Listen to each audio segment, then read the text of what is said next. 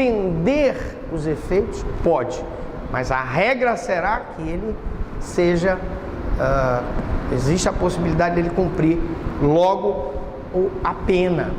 Porque senão acontece como tem acontecido naquele jornalista que matou aquela outra jornalista, foi condenado num primeiro julgamento, foi condenado no segundo julgamento, recorreu o recurso especial para o STJ, recorreu para o recurso extraordinário para o Supremo, já são aí, não sei, 10, 20 anos, daqui a pouco o processo prescreve, né? E cadê o que matou uma mulher de forma, por motivo fútil, o recurso que impossibilitou a defesa da vítima, está condenado, e cadê o cumprimento da pena? É isso que vocês querem? Que fique então procrastinando? É uma coisa que a população terá que decidir. É isso que nós temos que decidir. O que nós queremos? A efetividade do processo penal?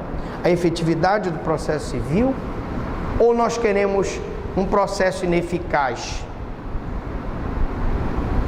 Bom, voltando para cá. Então, aqui, não transita em julgado a sentença por haver sido omitido o recurso ex officio, que se considera interposto ex lege, tá?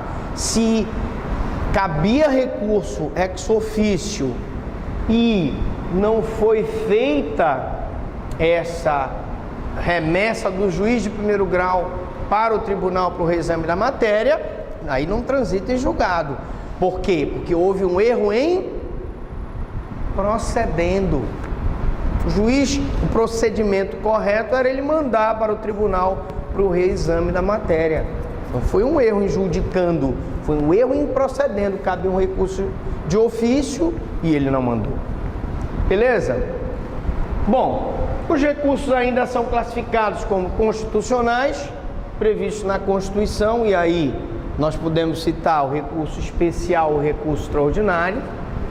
Os legais previstos em lei, e aí no nosso curso aqui, apelação, agravo instrumento, embargos de declaração, embargos de divergência, que é os infringentes. Nós podemos ter também os regimentais, que estão previstos no regimento dos tribunais. Agravo regimental, é isso? Tem recurso, tem um agravo instrumento do Supremo, tem um agravo instrumento do STJ. Não estou falando do agravo instrumento do novo Código de Processo Civil, tá? Eu estou falando do agravo instrumento regimental, que cabe de indeferimento de recurso nas instâncias superiores, tá certo? O recurso é ordinário, quando o fundamento do pedido é o simples inconformismo da parte. Então tem o recurso ordinário. Então a apelação é um recurso ordinário, o agravo instrumento é um recurso ordinário, tá? E eu tenho então a apelação será extraordinário quando forem exigidos requisitos especiais. Então, o recurso ordinário, o recurso especial e o recurso extraordinário são recursos especiais. Bom, até parece errado, mas o recurso ordinário, que nós vamos ver, ele é um recurso especial. Mas espera aí, professor, espera lá, ele então é um recurso, ele não é extraordinário. O recurso ordinário é classificado um recurso extraordinário. É isso mesmo que eu estou falando. Por quê? Porque o recurso ordinário, ele prevê hipóteses especialíssimas para a interposição. O recurso especial, nós vamos ver na aulinha dele, prevê hipóteses especialíssimas para sua interposição. Então ele é extraordinário. Apelação não. Apelação, eu diria que é um recurso comum. Não prevê hipóteses especialíssimas para sua interposição. Fala-se também em recursos interativos, reiterativos e mistos. Vamos lá, o que é isso? Nos interativos, permite-se ao próprio órgão a qual o reexame da questão. Então, embargos, declaração. Você entra com os embargos. O juiz, não, realmente, eu me omiti aqui. Desculpe aí, doutor Franklin, eu vou corrigir. É o famoso reexame da questão que o denomina interativo. O próprio juiz é onde ele pode exercer o juízo de retratação, para dizer mais fácil. Já os reiterativos, o recurso é de conhecimento exclusivo do órgão de quem. Então é reiterativo, por exemplo, o recurso especial, é reiterativo o recurso extraordinário, tá? A apelação é reiterativa, ainda que eu possa ter uma possibilidade de retratação na apelação. Mas, em regra, a apelação devolve ao tribunal toda a matéria impugnada. Tá? Misto é a que permite o exame em ambas as instâncias. Então, o recurso em sentido estrito, ele tanto permite... e nós não vamos ver ele porque ele não é objeto do processo, hein? Processo civil. Não existe no processo civil. Ele é um recurso de processo penal. Então, e ele não é objeto do nosso tema. Se você quiser, você vai lá no canal do professor Franklin, no YouTube, lá está a aula de recurso em sentido estrito. Mas o recurso em sentido estrito, só para dar um exemplo, você entra com recurso em sentido estrito, por exemplo, para questionar a não concessão de, deixa eu ver, uma fiança. Nesse caso, o juiz pode tanto fazer a retratação dele, se ele achar que você tem razão, e aí ele arbitra a fiança, ou ele devolve para o tribunal. Por isso que ele é misto, porque ele permite tanto a retratação quanto o reexame no segundo grau, ok? O senhor entendeu aí atrás? Olha, tem que entender tudo, porque eu vou dar uma castigada violenta aqui no estudo de caso. Diga lá. Mas e aí? Ele é recurso de distrito. É números, causa ou não? Nossa... Não, nossa opinião é que não estão limitadas àquelas hipóteses que estão lá. Não. E aí tu pegas, vai lá no canal do YouTube, vai assistir a minha aula lá e tu vai verificar. Agora é lógico que com a tendência, com o projeto de lei do novo Código de Processo Penal, é que se modifique esses recursos do processo penal, tá? Por isso que eu não quero falar muito nele, e nem é objeto do nosso curso aqui, porque a gente vai dar um enfoque no novo Código de Processo Civil. Apenas como eles me pediram para que eu desse exemplo de processo civil, processo penal, processo constitucional e processo trabalhista, eu tenho que então, de vez em quando, dar uma pincelada. Vou no penal, jogo um exemplo, vou no constitucional, jogo um exemplo. Mas é apenas para a gente poder dar essa pincelada, não vamos nos aprofundar, até porque não é objeto do nosso estudo, e também porque a proposta de reforma do Código de Processo Penal vai modificar totalmente esse recurso. Bom, mas para terminar, né? Para vocês poderem tomar um cafezinho, eu também. Todos os recursos têm efeito devolutivo. O que é o efeito devolutivo? Tanto devolutum quanto um apelatum, né? Eu somando para o tribunal toda aquela matéria que me foi contrária à minha pretensão, para que o tribunal faça o reexame necessário. Todos têm efeito devolutivo. Não tem nenhum que não devolva para ser reexaminado, senão não é recurso.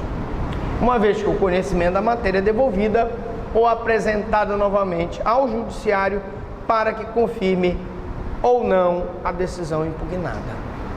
Esse é o objetivo do recurso, pelo princípio do duplo grau de jurisdição, pelo princípio da unirrecorribilidade dos recursos. Você entra com aquele recurso para que aquela decisão seja modificada. Todos serão devolutivos, tá? Isso é pacífico. Efeito dos recursos. Efeito regressivo, quando o conhecimento da matéria é devolvido ao mesmo órgão prolator da decisão impugnada, que poderá reformulá-la. Então nós temos aí o exemplo do embargo de declaração. Você entra com embargo de declaração com o objetivo de quê? Dúvida, obscuridade, né? Erro material. O novo Código de Processo Civil trouxe a hipótese do erro material. E nessa situação, o órgão prolator da decisão pode reformá-la, reconhecer que ele deu a decisão contrária e, consequentemente, ele então vai reformar a própria decisão. É o juízo de retratação. E isso se chama efeito regressivo.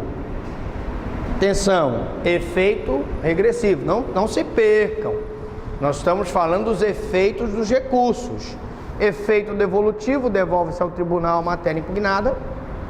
Efeito regressivo, quando a matéria é devolvida pelo mesmo órgão prolator da sentença e ele então reformula. E é o caso típico do recurso em sentido estrito, que permite o juízo de retratação. É o caso típico do embargo de declaração, que permite o juízo de retratação. Temos também, no concurso de agentes, a decisão do recurso é interposto por um dos réus, se fundando em motivos que não sejam de caráter exclusivamente pessoal, aproveita a outros. Como é que é o nome desse efeito? É o efeito extensivo. Preste atenção o que eu falei aí. O réu interpõe um recurso, mas não sob fundamento, circunstâncias de caráter pessoal. Porque as circunstâncias de caráter pessoal não se comunicam, salvo quando forem elementares do crime. Eu estou falando de circunstâncias de caráter objetivo, que se for favorável a um, vai ser benéfico a outro. Lembram daquela ação que eu falei do pecúlio? Em que vocês todos pagaram junto comigo um pecúlio durante muitos anos. Depois vem o Banco Central e diz, não, mas a cooperativa não podia cobrar esse pecúlio. E aí a gente se reúne em litisconsórcio para entrar com uma ação. Ora, um argumento objetivo, por exemplo, da não estipulação dos juros e correção monetária, um argumento objetivo. Nós temos direito àquela indenização, mas o juiz não estipulou juros e correção monetária. Eu posso então recorrer, eu sozinho, e peço juros e correção monetária, e aquele pedido pessoal, que não é de caráter exclusivamente pessoal, vai se estender pelo efeito extensivo a todos os demais? Sim. Então, o efeito extensivo pelo qual o corréu que não recorreu pode ser beneficiado, por extensão, pelo recurso do outro corréu, desde que não sejam circunstâncias de caráter pessoal. Beleza? Está terminando. Em casos especiais é conferido o efeito suspensivo ao recurso. É suspensivo porque suspende a execução da decisão atacada enquanto não ocorrer o julgamento do recurso. Então, suspender a execução provisória da sentença deve ser uma exceção. Está previsto no Código de Processo Civil essa suspensão? Sim. Só em caráter excepcional, cujo fundamento for relevante, para evitar perecimento de direito, está previsto no Código de Processo Civil, mas é uma exceção. A regra deve ser só o efeito devolutivo, porque o efeito suspensivo, que não deve haver nos recursos especiais, que não deve haver nos recursos extraordinários, para evitar que a execução provisória do juiz de primeiro e segundo grau seja efetivada, ela tem como objetivo o quê? Dar efetividade ao processo. Se eu suspendo a execução de uma decisão, eu estou emperrando a máquina. Vocês conferem? Vocês concordam comigo? Emperrando a máquina.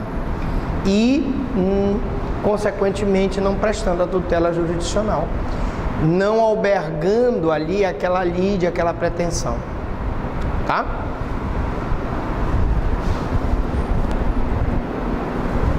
Entretanto, entre nós impera a proibição da reformácio impégios, ou seja, não pode ser agravada a situação do réu quando somente este tiver recorrido.